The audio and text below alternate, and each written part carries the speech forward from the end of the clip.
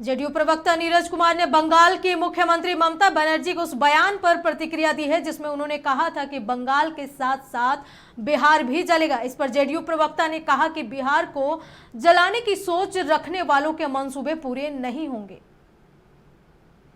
माननीय ममता बनर्जी जी ये राजनीतिक टिप्पणी ऐसे दुष्कर्म के सवाल पर जिसने समाज को झकझोर दिया, देश के प्रथम नागरिक महामहिम राष्ट्रपति को अपनी टिप्पणी करनी पड़ी और आप राजनीतिक टिप्पणी से बाज नहीं आ रहे हैं। अरे मूल विषय यह है कि जो दुष्कर्म का आरोपी है उसे मुकम्मल सजा जल्द से जल्द मिले और बिहार इसमें मानक स्थापित किया है।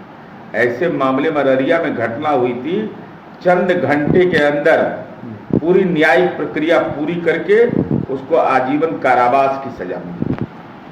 तो वो काम करना चाहिए। आप राजनीतिक टिप्पणी कर रहे हैं कि बिहार जला देंगे। अरे बिहार को कौन जला देगा? बिहार में कानून का राज कायम है और बिहार में सामाजिक और सांप्रदायिक सौहार्द